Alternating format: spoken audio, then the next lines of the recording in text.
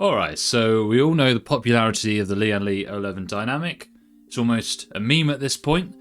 And you know, with anything popular comes a slew of cheap clones promising the same benefits but at a fraction of the cost. Usually ends up just being a disappointing facsimile, but will this be the same? The GameMax Infinity has the same dual chamber design, but can it square up to the O11D? We, ladies and gentlemen, shall see. The panels come off in the same way as the O11D, with a couple of screws, then simply sliding off. However, in the back, you'll immediately notice a different layout. The power supply goes up high, and there's a plate for 2.5 and 3.5 inch drives across the bottom. I thought this looked a bit weird at first, but it actually surprised me, and I'll tell you why later. This case has front panel USB-C, just like the O11 Dynamic, but interestingly, that USB-C piggybacks off the standard USB 3 cable. Now, that of course means it won't be a 10 gigabit port or anything like that, but I think in the budget sector, doing it this way makes total sense because the lower end motherboards don't tend to have that USB-C internal connector anyway. This is a pretty shrewd move in my opinion. Otherwise, the front cables are just your standard front panel, HD audio, all the usual suspects. The drive plate we spoke about before can fit a 3.5 inch drive on the back and up to 3 2.5 inch drives on the front, so there's plenty of expandability. Keep this plate off until you're nearly done building though, it's going to make things a lot easier to route. There are grommets in the side and large openings at the top for the cable routing, which is a-okay. You've got room for ATX, MATX and ITX boards. I'd go with a full ATX in this case, otherwise it's just going to look a little bit pathetic with all the cables reaching up. There's space for 3 120mm fans on the side, bottom and top of the case, and you can also mount a single 120 in the back as well. 2 40mm and 3 60mm coolers can fit in the top or the side of the case, just like the O11 Dynamic. I definitely recommend a modular power supply for this case, and that's what we've got. Corsair CX650F this time round. It's a 650 watt bronze rated fully modular power supply. It's going to fit the bill nicely for this build. It's going to be a budget / mid-range system. The modularity of the power supply reduces the cable bulk because you only attach the cables that you actually need. We're going to fix this in the designated mount spot using the hex screws. We can also pre-route a CPU power cable up top, which is one of my top tips for PC building. Makes it a lot easier to hook it up later. Now, our platform starts with the NZXT N5 Z690 motherboard, which is a cheap Intel LGA 1700 board with Wi-Fi built in. I actually got these at a pretty good price, £100, which I think is probably about right for this actually. Plenty good enough for all the i5s, including the K variants, but if you're going for an i7 or an i9, you probably want something a little bit better than this. The M2 SSD goes in first, and we're using a budget-conscious Kingston NV2, so it's technically a PCIe version 4 drive, but it's not really that fast. It's about the same raw speed as a good PCIe 3 drive. The other downside is there's no DRAM cache on board, which might be a pain if you're doing lots of large file transfers, but for games, it's going to be just fine. We're going to fix the SSD in the middle slot here. Now the reason is that we're shrewd consumers, we're thinking ahead.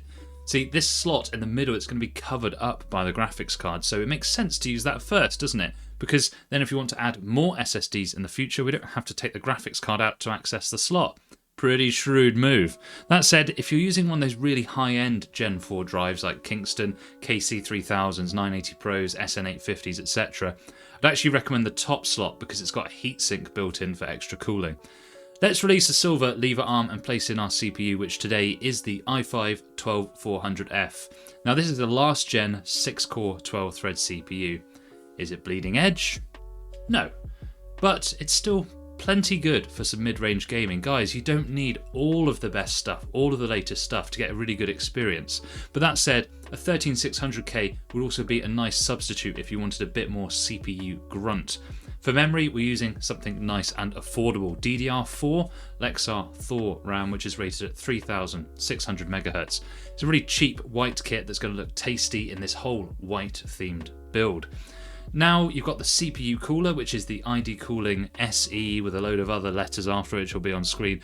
This is the cheapest RGB tower cooler I can find, coming in at under £20. It's really easy to fit, and I was pleasantly surprised by the performance, which we'll get into later.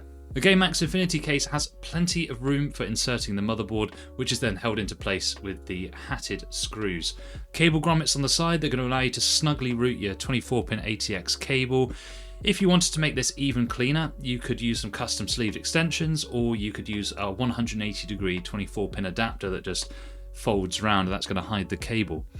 For fans, we're using these cheap Thermalright white ARGB fans, which average out to about £4.50 each. Pretty good value. We've got 6 of them in total, 3 for the bottom as intake, and you've got 3 on the side as exhaust. It might be better to have the side as intake if you're thinking airflow wise, but I think this would look a lot worse, and in a case like this, it's a showpiece case, looks are a big factor. You've got to think about your cabling in this case, just like the O11 Dynamic. Plug your motherboard cables in first and also route the fan cables under the back. The side fans can be put on either side of the mounting piece as well.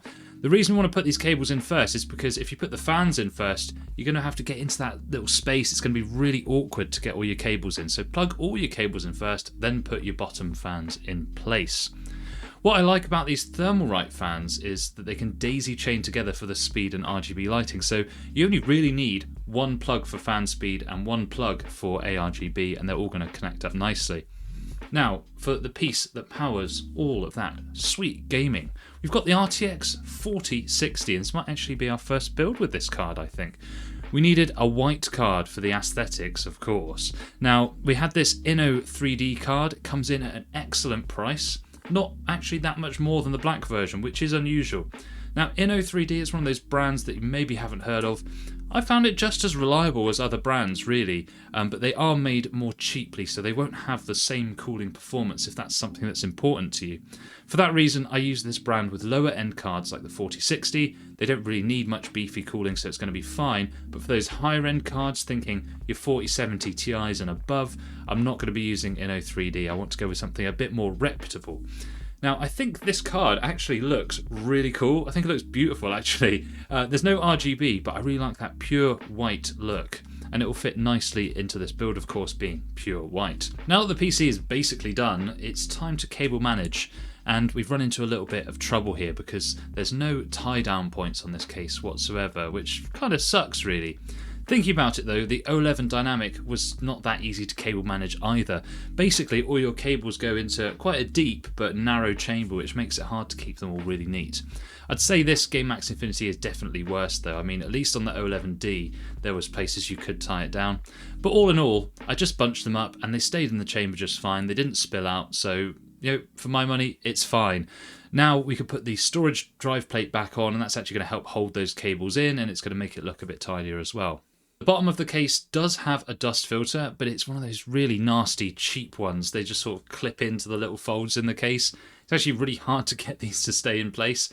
I much prefer that slide-out plastic cage thing that you just grab the end and pull it out.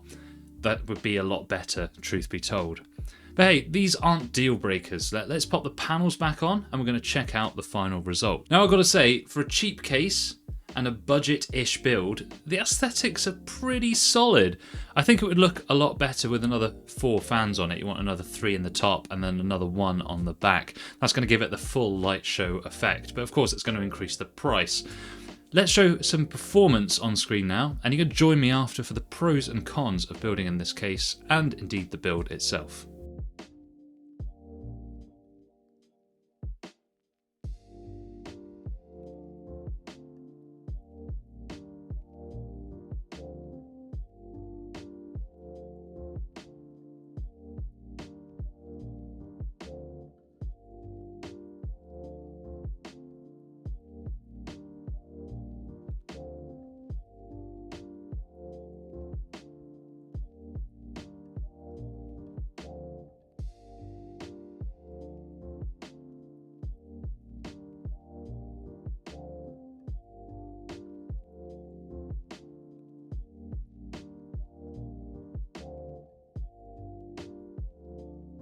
So the 4060 is kind of decent, anywhere from 15 to 25% faster than the 3060, and the price point is not too bad, not great, but it's not too bad. These are routinely found under £280, including tax. You'll also get the latest DLSS features and AV1 encoding, so those aren't features to be sniffed at if you're going to use them. But what of the GameMax Infinity case? The whole point of the video, was it any good? Now of course this has to be taken in the context of the price, which comes in between £50 and £60, at least when I bought this thing. The benefits of the case are the low price and the nice aesthetics at this price.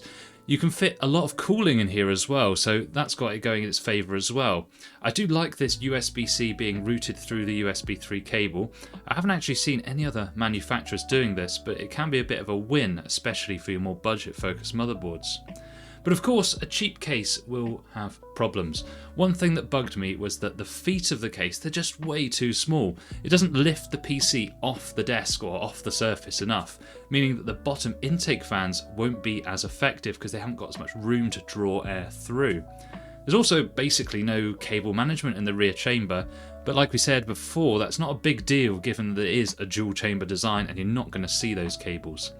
Overall, the build quality, I found it to be pretty flimsy. I could easily bend the metal with my hands, and the bottom dust filter is really cheap and nasty, which altogether might make it sound like I don't like it.